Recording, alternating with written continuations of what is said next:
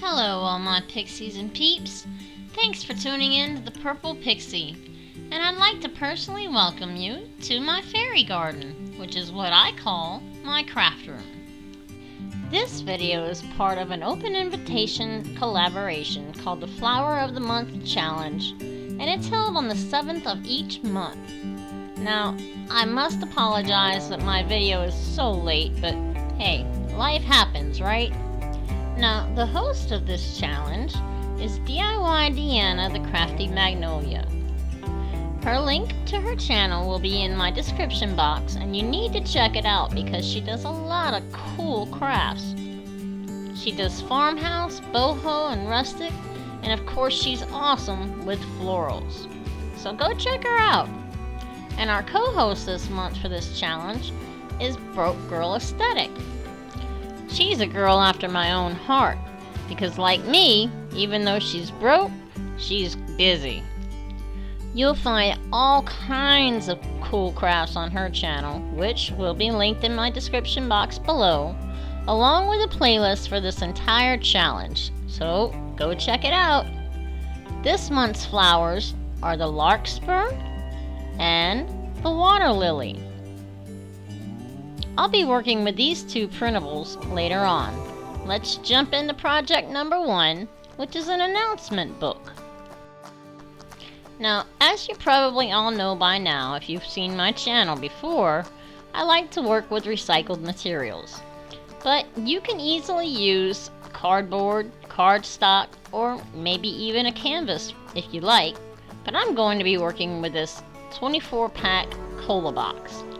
I'm going to cut off the edges, and then we'll work on smoothing out those little round dots in the middle. If you use a box like this, it's important to cut on the inside of those creases so that you don't have any rough edges on the side. Now I'm going to go on a little tangent here and show you how to prepare the kinds of paper that you may be working with. Like this cola box that has these indents from the cans. So I'm using my heat press and a spray bottle of water. You can use an iron if you like and put a towel over it, but I'm going to spray the cardboard with the water and lightly rub it in. Which is not too easy to do when you have to hold a camera in one hand and only work with one other. But hey, if I had more hands, I'd get more stuff done. And make sure that you cover your project with something like parchment paper. And then after a few seconds on low heat,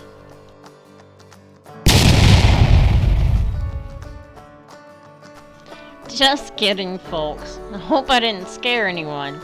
I did alright, nothing caught fire. Anyway, after a few seconds on low heat, you remove your parchment paper, and that's just steam, it's not smoke.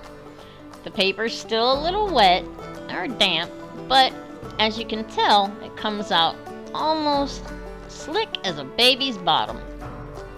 So here I'm going to show you how to do the same thing with some craft paper, or maybe shipping paper that you get in those Amazon boxes. Just spritz it again with a little water, depending on how thick the paper is and how badly it needs to be straightened or ironed, and spread it out with your hands carefully without tearing it. Again, cover it with some parchment paper or a Teflon sheet or whatever you have, a towel, whatever. Cover it with your heat press or your iron, and just at a few seconds each time, I go 15 seconds at about 220 degrees. And when it comes out, voila! You have ironed paper that's much easier to work with. Look at the difference in that. Now, to store your ironed paper, I'm taking a little bit of double-sided tape and working with one hand again, which is not easy. I'm going to put a little double-sided tape on this paper towel tube. I'm going to press my finger on it a few times to make sure it's not too tacky and doesn't stick too hard to my paper. And then I'm going to roll it up. You can also roll it up and then stick it inside the paper towel tube if that's how you choose to store it. But either way, your hard work for flattening out your paper is going to be, well, restored so you don't have to do it again later. Now, one of my favorite decoupage items to work with is gift tissue paper, but it does sometimes get these folded creases because of the way I store it. So taking a few pieces at a time stacked on top of each other, I'm going to lightly spritz it with some water because it's so thin. Cover it with the parchment paper and again go at a few seconds each time, pressing it with my heat press. But like I said, you can also use an iron. And it comes out nice, pretty, crisp, and clean. So much easier to work with. So let's get back to this book and this cola box. I've cut out the inside and I'm going to mark my center measurement, which is 7 inches, 7 5/8 inches. And I'm going to draw a line, and using my ink pen, or you can use an embossing tool, I'm going to score the line deep enough where I can fold the box easily.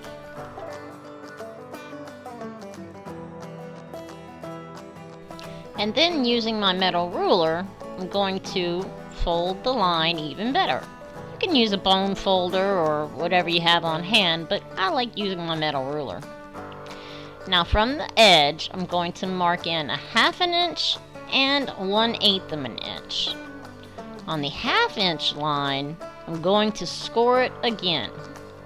But on the 1/8 inch line, I'm just going to mark a line where we can punch our holes.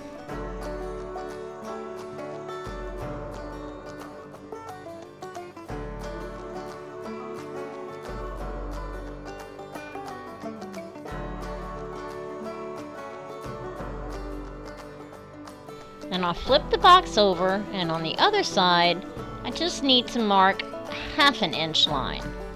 And that one will be scored so that we can fold it as well.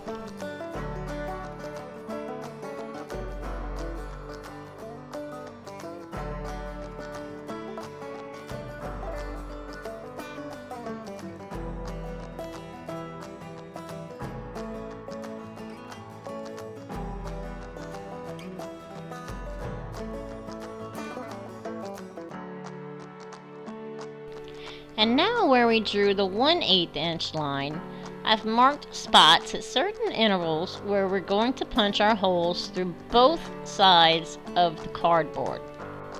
I'm using this tool that I think is supposed to connect snaps on the clothing. I'm not really sure, but you can use a hole punch if you like, or maybe even an embroidery thread needle. Since this is my first Flower of the Month video, I'm going to work on the cover of this book first. And using some Mod Podge that Plaid sent me because I am a proud Plaid ambassador now, I'm going to spread some all over this one page of cardboard. And then I'm going to take some of the shipping paper that came in my Plaid box and that I've also prepared with my heat press to flatten it out. I'm going to decoupage it onto the board.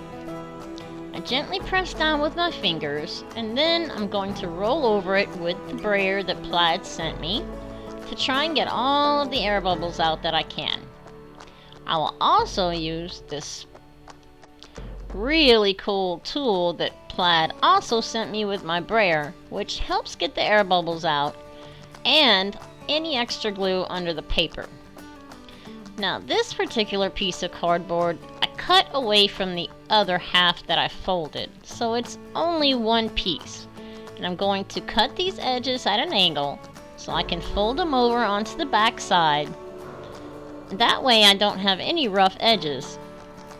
For this particular part, you don't actually have to use Mod Podge on a paintbrush. You could just use school glue, but I had my Mod Podge out and it was handy, so I went for it. You know, kind of like when you're at your own divorce party at the nightclub and there's a really cute cowboy standing in the corner. He's there, he's handy, so hey, why not go for it? But then again, those cowboys can leave you a little rough around the edges too. So, to cover that up, I'm going to take some more Mod Podge and one sheet of that shipping paper, and we're going to glue around the edges, making sure to get the edges because that's where you want it to stick the most.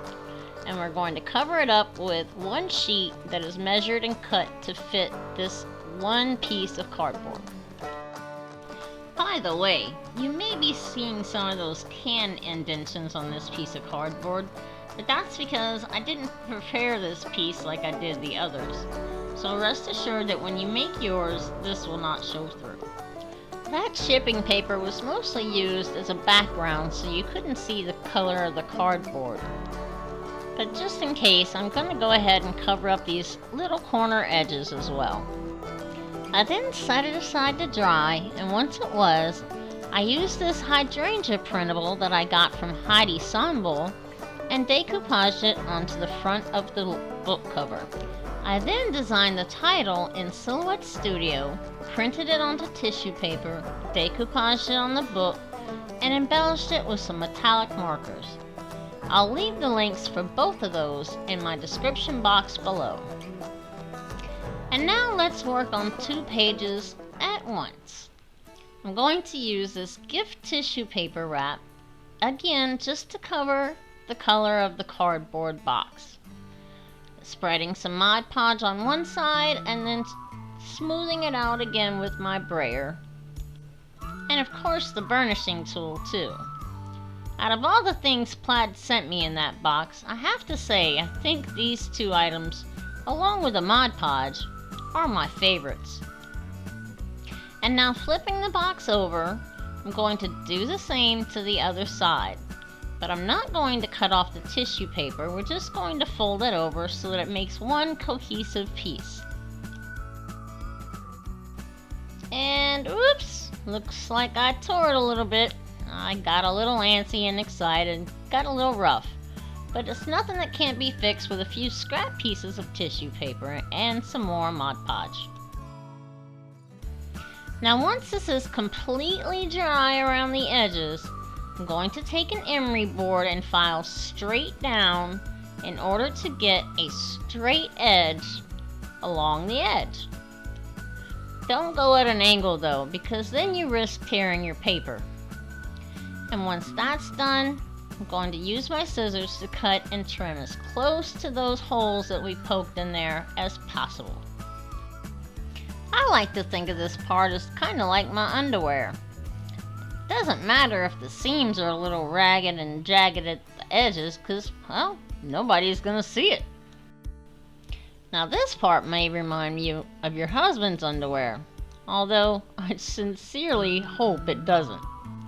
Using a foam sponge applicator brush and the color Truffle by WAVERLY chalk paint, I'm going to go in and dry brush over all the wrinkles and creases that tissue paper left behind. And of course, don't forget to distress the edges, because this all gives it more dimension and depth, and of course makes it look more rustic.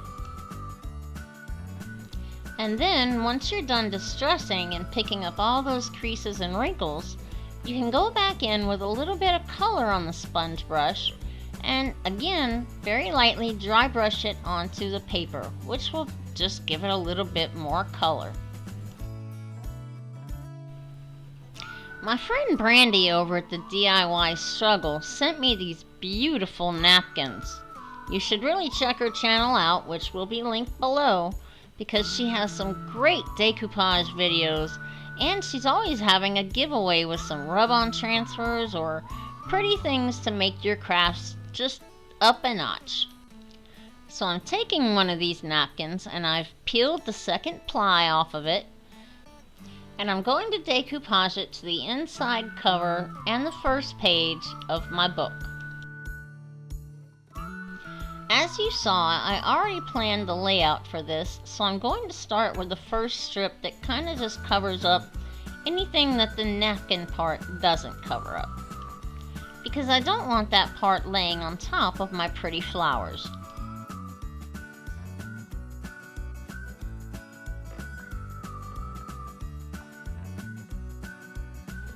And once it's laid down, I go back in again with my brayer.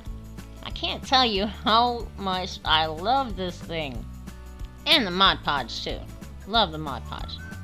Now this is how the inside of the covers of my book look. And I do have plans to add things to it, but that will be in future months to come.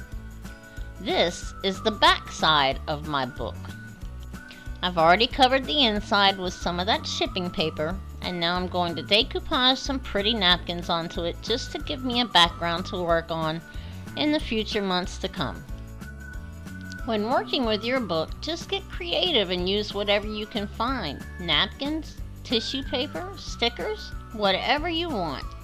But this is how mine came out for now. And as I said, we'll be adding more to it later. Now to get to the July pages of my announcement book. I went ahead and printed up 2 pages for each month of the year. And each page has the month, the flowers, and the birthstone at the top of the page, as well as a place for names, the date they were born, the date they passed away, the date they were married, and the year. And then I made some coffee. Not for me, but for the pages. I poured the coffee into a baking sheet, dipped each sheet in there, and then hit it with my heat press to straighten it out while it was still damp. And now that they're all ready, I'm just going to haphazardly tear around the edges to give it a more vintage feel. Of course, I couldn't just coffee stain and tear to make it look vintage. I'm going to take my sponge brush and that job of chalk paint and dab around the edges to make it look a little more authentic. After all, aged paper is kind of like aged skin. You need a few dark spots here and there to make it look real. And now on to those beautiful pages of those beautiful flowers. I just Googled them and that's what came up, so I printed them out, one onto tissue paper, one onto copy paper, and now I'm just trying to figure out the layout of where I want them on my book. These are the Larkspur flowers, and I printed them out onto tissue paper. All you have to do is use a little double-sided tape on the tissue paper and a regular piece of copy paper. Cut the tissue paper down to the right size of the copy paper and feed it through your printer. But if you don't have a printer or don't want to use that method, you can always go through magazines and newspapers to find whatever colors, pictures, or printables that you can find. I sometimes use old greeting cards, calendars that I get in the mail, etc., etc. Anything that I can glue down is fair game. Think about printed scrapbook paper or cardstock, stickers, or even ribbon. Whatever you can think to use to make it your own. Then glue down your printed paper. And when putting a coat of Mod Podge on top, try not to have any brush strokes because that will affect your penmanship when writing the names and dates on there. For the second page, I cut out a bunch of the water lilies. Well, actually, I cut out all of the water lilies on that paper. And here I'm just deciding where to put them and how to use them. Because I have to remember that I'm putting down my printed paper on top of these, so I don't want all of the flowers to be hidden. And like I said, I do recommend using a different kind of brush so you don't have any brush strokes on your top layer of Mod Podge. Maybe one of those sponge brush applicators like we did the dry brushing with would work better than a paintbrush. Oh, and although I didn't show it, I did glue the bottom part of these cardboard pieces together in order to make a pocket that we can put greeting cards inside of. That'll make more sense in a later video. Because since this is the flower of the month, and it's a book that we're making, I'm going to be making 2 pages each month, as well as adding embellishments and a few surprises like maybe some pop-ups and windows. So stay tuned because next month, I'm the co-host of this challenge. So I'd love it if you'd follow along with me for the rest of the year. Now speaking of following me, if you like what you see here and you haven't already, I would highly encourage you to join the Pixie Party. go ahead and click subscribe and ring my bell to be notified every time I upload a video. On my channel, you'll find plenty of cheap crafts and cheap laughs. And you can support me for free just by liking, commenting, subscribing, and hitting that bell. As most of you know, I'm on a very tight and very fixed income. So if you would like to help me monetarily, you can buy me a coffee, and all of that money goes to buying craft supplies so I can continue making videos for you. But if you'd really like to get me the things I need, I do have a link to an Amazon craft supplies wish list down below, as well as my magic mail address that you can send me things directly. Now, regardless of what kind of support you give me, I just want to say thank you to all of my viewers and the Pixie Party for the love and joy and support, because without you, I wouldn't be here. And now let's move into project number 2, which is a floral lantern. Now, speaking of my Amazon craft supplies wish list, I had an anonymous viewer sweetly send me a package of chipboard that was on my Amazon wish list, and I am so grateful because it's going to come in extremely handy in the future, and right now. So thank you, whoever you are, Mr. or Mrs. Anonymous. I do greatly appreciate it. Now, to make this simple little lantern, I'm just going to take this 12 by 12 piece of chipboard, and I'm going to divide it in half, and then divide that in half, giving us some 6" by 6" squares. But we're only going to be needing 2 of them, one for the top and one for the bottom. The only other supplies we'll be needing for this are 4 bamboo skewers or dowels and 16 mini tumbling tower blocks, as well as some basic black paint. And since everything is getting painted black, I think I'm gonna take the easy way out.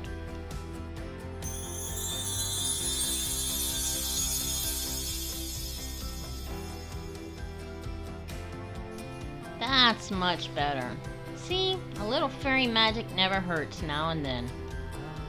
So now that everything is painted, with the exception of the bottom of the tumbling tower blocks, I'm going to glue the tower blocks into the corners together. But first I start with a different configuration, and of course I change my mind. I thought about butting them up corner to corner so that I could stick my dowel rods in between them, if that makes any sense. But then once I got it on the board, I decided no, I'm going to butt them up to each other and then put the dowel rods in the middle. So of course I pulled it off, which resulted in me messing up the paint that I had to go back in and touch up later anyway on quite a few spots. So it didn't matter, I just went with it. And I continued to just glue down 2 tumbling tower blocks in each corner in order to make braces for the dowels. Now I have to say, I do recommend using dowels, and maybe even using some thicker dowels than what I used here. Only because my lantern turned out to be, well, not very sturdy. It does do the job it's intended, but I would prefer for it to be a little more, or shall I say a little less, flimsy. So you see, I'm just gluing the dowel rods into the corners of the braces that are made by the tumbling tower blocks. And now for the top half of the lantern, I glued the tumbling tower blocks on the same way I did the bottom, and then glued the dowels into the corner of those braces. All in all, this is one of the simplest crafts I've ever made. In fact, if everything I made were this simple and turned out this pretty, I'd be crafting a lot more. Okay, I have this crystal drawer pull from when I redid my kitchen a while back. I had some leftovers, and I'm going to use it as the top of my lantern. And of course I don't get it centered the first time, but I did have to do it again and do some more touch up with the paint. But here's the really fun part. I took this little glass jar that I did get from Dollar Tree a long time ago and I'm going to arrange a few faux florals that I also got from Dollar Tree in the same haul, and I was surprised to find out that I actually had some larkspur. Now remember, whenever you're making things aesthetically pleasing, to always work in groups of 3, whether it be 3, 6, or 9. The eye finds groups of 3 pleasing. Then I glue the little glass jar onto the bottom of the lantern, and that one's all done. So now we'll get into our third and final project of the day, a lighted water lily. Unfortunately, water lilies are not some of the faux florals that I was able to pick up at Dollar Tree a while back, so I'm going to have to make my own. But I don't mind because these are really simple. You just take some coffee filters, 3 at a time for the first row, and fold it in half a couple of times. 1, 2, and 3. And now, much like cutting paper dolls or snowflakes, you're just going to cut out 1 leaf. Now put that aside and grab 3 more coffee filters. I have to get my finger protectors in order to peel them apart. And for these petals, you're going to do the same thing by folding it in half 3 times. But you're going to cut off a little part of the top of the coffee filter to make sure that your petals are shorter than the previous ones. And now just cut another petal.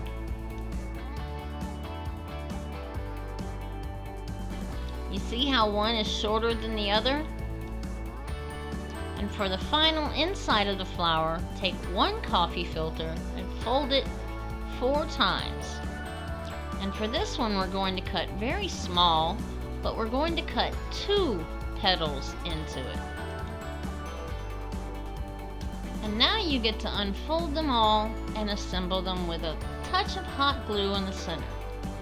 Spread them out and make sure that the petals are staggered in between each other. You just need a dot of hot glue in the middle, but you could also use school glue or even a glue stick. And just do that for all 6 of the coffee filters that you cut out the petals with.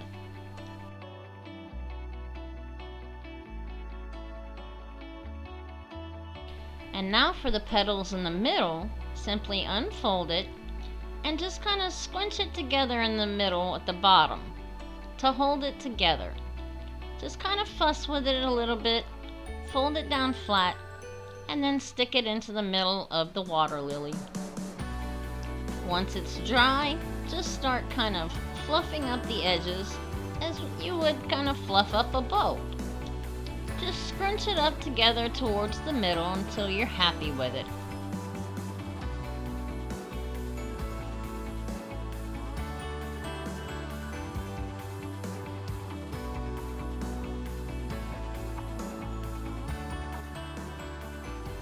I left the bottom 2 layers of petals alone because I think it looks good like that.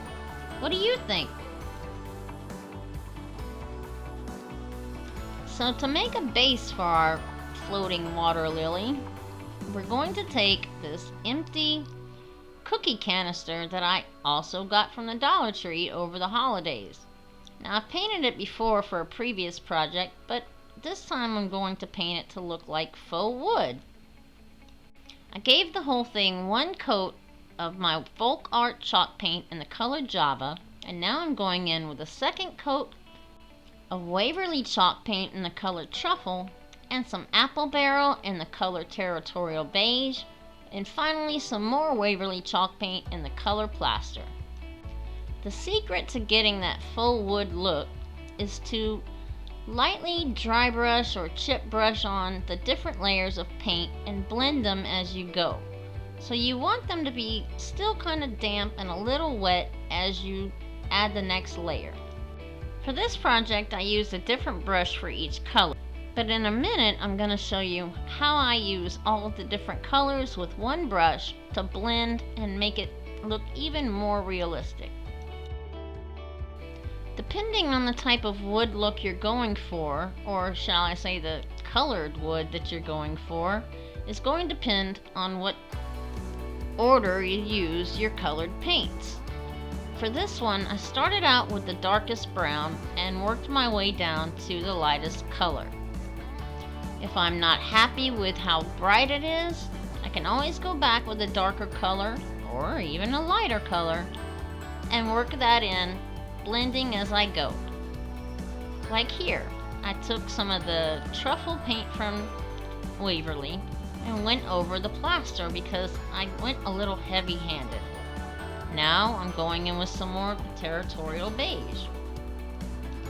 There really is no rhyme or reason to it. You just keep playing with it and blending it until it looks right. And here I am getting as close as I possibly can to the camera so that it'll be nice and fuzzy and you can't see exactly what I did. However, I did not like the way this turned out, so I'm going to show you a different technique. For this blending process, I'm going to use Apple Barrel's Territorial Beige, Light Mocha, and Khaki. You can also add in some warm buff if you like. I find that works much better than just the plaster. Since it's such a small project, I only need a couple of drops of each color. And then using a paintbrush, I'm going to blend them together, starting with the darkest color first, moving into the second darkest, and then finally the lightest. And I will blend them all together and brush them on while they're all still damp and blend it until I find that it looks like wood. Now I'm going to take that Java, and while the other colors are still kind of damp, I'm going to dry brush that in to make it look like notches and grains in the wood. Now let's set that aside to dry for a little while and move on to the rest of the project, which is going to start with this straw hat that I also got in the same Dollar Tree haul months ago. Little did I know this thing was going to give me some trouble. But then again, I do have issues with my hands, so maybe that was the problem. But this thing was glued together very well. Say what you want about some Dollar Tree items, but some of them are built to last. I couldn't get this thing unwound for nothing. And then I finally just decided to clip it with some scissors and deal with the mess later. And just think, this footage is sped up. So how long do you think it finally took me to realize, hey, just get some scissors and cut it somewhere else? Ah, there we go, finally. And yet, I still keep trying to get that piece that's glued down off. I'm going to unravel this hat and then again work with a piece that was bothering me and just snip it off. I don't know why I'm so OCD about some things and not others, but this just happened to be one of them. So here we are with a floating succulent dish, also from the same Dollar Tree haul from months ago. I must say I'm quite happy about using these items that I bought a while back, thanks to that stimulus check. Because these things have been sitting in my stash since February, and even though I've been excited to use them, I just didn't know what to use them for. So I'm going to paint both sides of this straw hat with my plaster paint from Waverly. I want to make sure to paint both sides because this is a clear bowl and you'll be able to see it if I didn't. Then I just glue it around the rim of the bowl. This is another one of those really easy crafts that turned out to be really pretty. But as always, I want you to let me know in the comments down below what you think of it. Give me your honest opinion. Go ahead, I can take it. I might be thin, but I got thick skin.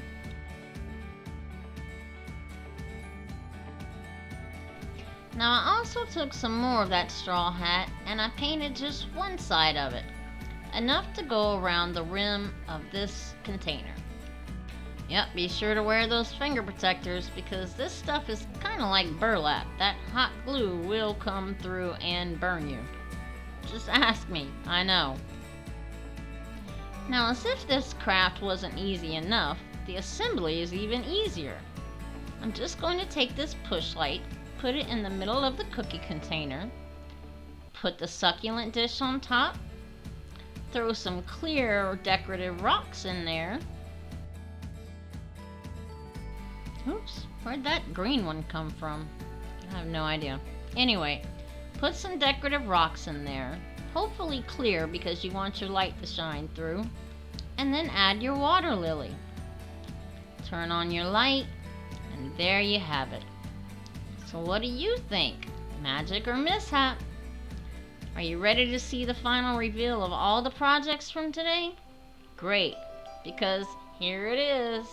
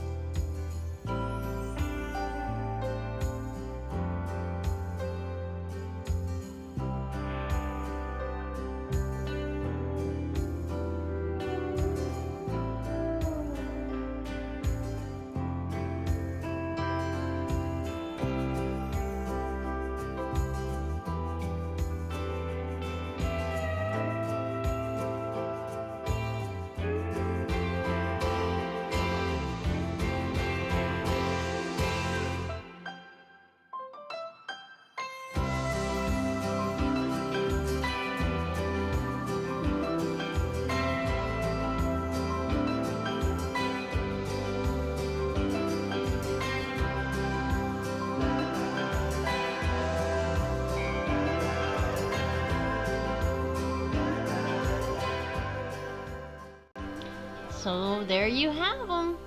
Were they magic or mishap? I invite you to tell me in the comments down below. And real quick, I'd like to start doing something called Supporter Shoutout, where I can give thanks to those that have helped me along my journey. This week, I want to say thank you to the following people. You all know what you did, and I want you all to know how grateful I am for everything. And one more shout out of gratitude goes to Deanna and Tiffany for hosting this challenge every month that I look forward to being a part of. And with all that being said, let me end with this. External beauty may soothe the eyes, but internal beauty will soothe the soul. And once again, I just want to thank you all for watching The Purple Pixie. And remember that all of me loves all of you. Have a very blessed day, and I'll see you next time.